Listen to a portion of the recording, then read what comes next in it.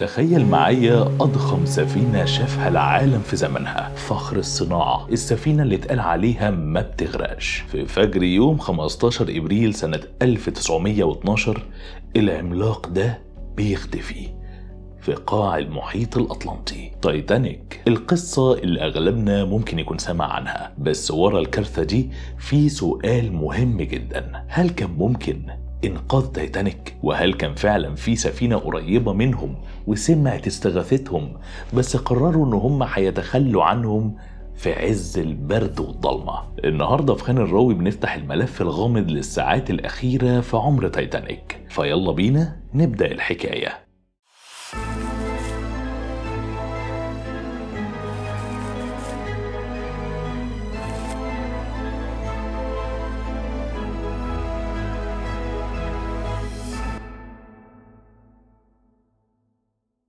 أهلا بيكم في فيديو جديد من خان الراوي. سفينة الأحلام تايتانيك بتبدأ في رحلتها الأولى والأخيرة يوم 10 إبريل سنة 1912. انطلقت من ميناء ساوثهامبتون في إنجلترا عشان تروح في رحلة لميناء نيويورك في أمريكا، وعلى متنها أكتر من 2200 شخص ما بين ركاب وطاقم السفينة. وبين الركاب دول كان أغنى أغنياء العالم، ومنهم رئيس شركة وايت ستار لاين شخصيا، ودي الشركة المالكة لسفينة تايتانيك. الكل كان متوقع انه هيبدأ في رحلة فاخرة تاريخية، بس محدش كان يتوقع ان بعد اقل من 5 ايام الحلم ده هيتحول لكابوس، والعملاق ده هيصطدم بجبل جليدي ويغرق ومعاه أرواح أكتر من 1500 شخص وسط الجليد والموت. وبعد 4 ساعات من الكارثة بتوصل سفينة كارباثيا لموقع الغرق. قبطان السفينة دي أرثر روبرتسون ما بصش لأي مخاطر حواليه، وقرر إن هو هيدخل لمنطقة الجليد المميتة دي وينقذ اللي يقدر ينقذه.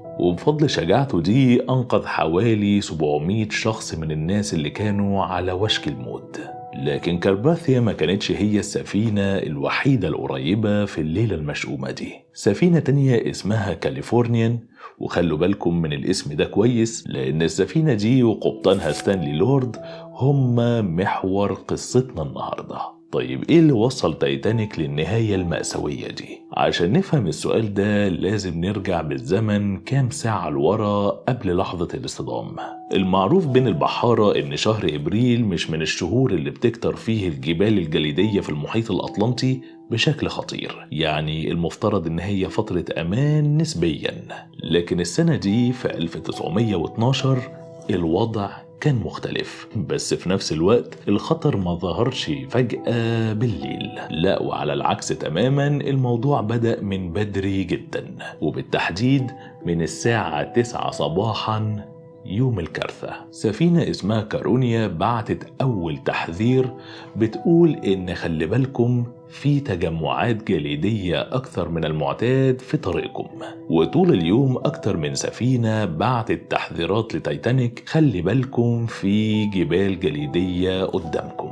بس تفتكروا كان إيه رد فعل لتايتانيك وطاقمها على الرسائل دي؟ وفي واحدة من الرسائل دي خدها قبطان السفينة بذات نفسه لرئيس الشركة اللي قلنا إن هو كان راكب تايتانيك في الوقت ده. يمكن وجود رئيس الشركة على السفينة في الوقت ده غير من مجرى الأحداث تماما، لأنه ما خلاش القبطان يقدر إن هو ياخد القرار من تلقاء نفسه، ولكن ده كله كان مشيئة ربنا. القبطان وصل التحذير لرئيس الشركة وقال له إن في سفن بتحذرنا من جبال جليدية قدامنا، ولكن رئيس الشركة شاف إن دي لحظة تجارية قوية جدا. تايتانيك لو وصلت بسرعة لوجهتها في الظروف دي هتتشهر إنها مش بس الأضخم على الإطلاق، لا هي كمان الأسرع والأأمن على الإطلاق، فهي فرصة تجارية ما تتفوتش. وهنا محللين كتير بيقولوا إن بروس إزماي رئيس الشركة أمر القبطان إن بدل ما يخفف سرعته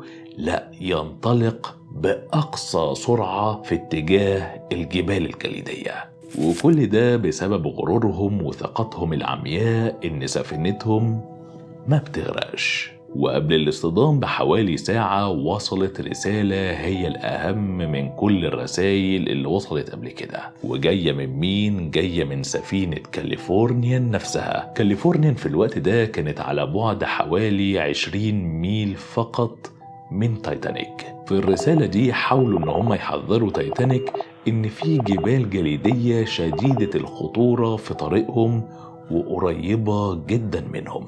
تخيلوا رسالة زي دي شديدة الأهمية وممكن تكون طوق نجاة لأكثر من 2000 شخص يتم تجاهلها بمنتهى اللامبالاة. ضابط الإشارة على تايتانيك بدل ما يهتم بالتحذير رد على زميله من كاليفورنيا بمنتهى البرود: اخرس، أنا مشغول. ومشغول بإيه؟ مشغول إنه بيبعت رسائل أغنياء تايتانيك لأصدقائهم وقرايبهم في نيويورك طول اليوم، كأن رسائل التلغراف دي أهم من تحذير ممكن ينقذ آلاف الأرواح. بعد الرد الصادم ده ضابط اللاسلكي على كاليفورنيا حس بالإهانة وقرر إنه هو هيقفل اللاسلكي ويخش ينام. وبالمناسبة هو الوحيد اللي كان مسؤول عن جهاز اللاسلكي على سفينة كاليفورنيان. وفي نفس الوقت تقريبا قبطان سفينة كاليفورنيان ستانلي لورد شاف إن هو بقى محاط بتلج كتير جدا، فقرر إن هو هيوقف سفينته تماما ويستنى لحد الصبح بدل ما يغامر بسفينته وسط حقول من الجليد المميتة في الضلمة، وراح نايم. القرار يبان منطقي من ناحية سلامة سفينته، لكن للأسف إن لما تايتانيك بدأت تبعت رسائل الاستغاثة المشهورة بتاعتها كان اللاسلكي على كاليفورنيان مقفول ومحدش صاحي عشان يسمع أي حاجة، يعني الفرصة الأقرب لإنقاذهم كانت نايمة. طيب اللاسلكي كان مقفول، هل دي كانت الطريقة الوحيدة إن كاليفورنيان تعرف إن في كارثة بتحصل قريب منها؟ طبعا لأ، كان في الصواريخ المضيئة. لما سألوا ستانلي لورد بعد كده عن الصواريخ دي اعترف إن هو شاف صاروخ أبيض واحد في وقت متأخر من الليل في نفس الوقت تقريبا اللي كانت تايتانيك بتبعت الاستغاثة فيه، لكنه قال إيه؟ قال إن هو مهتمش بالصاروخ ده، وبرر كلامه بإن في الوقت ده سفن كتير كانت بتضرب صواريخ للإعلان عن وجودها أو للاحتفال، وإن تايتانيك نفسها الأغنياء اللي عليها كانوا بيحتفلوا بضرب الألعاب النارية. بس يا ترى هل الكلام ده مقنع؟ هل قبطان بخبرة لورد ممكن يتجاهل صاروخ زي ده في نص الليل في منطقة جليدية سفينته نفسها واقفة بسبب خطورتها؟ صحيح إن في الوقت ده كان في بعض السفن بتطلق ألعاب نارية للاحتفال، ولكن في الظرف ده بالذات التجاهل يبدو غريب. والأغرب من كده إن القبطان لورد بعد اللي شافه ده دخل نام، وبعد ما نام الضابط المناوب على كاليفورنيان شاف صاروخ تاني وبلغ لورد، ولكن لورد كان في سابع نومه، والضابط المناوب نفسه ما كانش متأكد ان الموضوع خطير ويستدعي تصرف حاسم، يعني دي فرصة تانية للنجاة بتروح. وهنا بقى القصة بتدخل في منطقة أكثر غموض وحيرة. ستانلي لورد أصر في شهادته إن السفينة اللي شافها هو والطاقم بتاعه قبل ما ينام ما كانتش تايتانيك أصلاً. قال إنها كانت سفينة أصغر بكتير من تايتانيك، وإنهم شافوا دخانها بيطلع بشكل طبيعي من المدخنة لحد الساعة 2 الفجر، وده يتنافى تماماً إنها تكون تايتانيك، لأن تايتانيك في الوقت ده المفروض إنها كانت بتغرق بالفعل وقربت تختفي تماماً.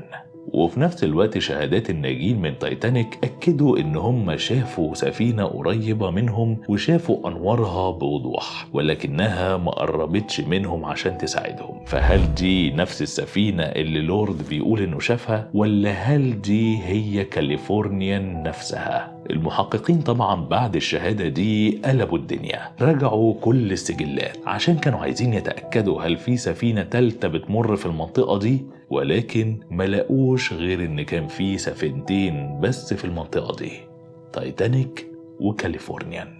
وبناء عليه وخصوصا ان المحققين ما لقوش اي اشارة في سجل كاليفورنيان الرسمي عن رصد اي صواريخ من اللي القبطان لورد اعترف بيها في التحقيق، وده يدل ان ممكن يكون كمان في تزوير في السجل، فوصلوا لنتيجة واحدة: القبطان لورد بيكذب وبيحاول ان هو يغطي عن تقاعسه وانه شاف تايتانيك بتستغيث بيه وما حاولش ان هو يساعدهم.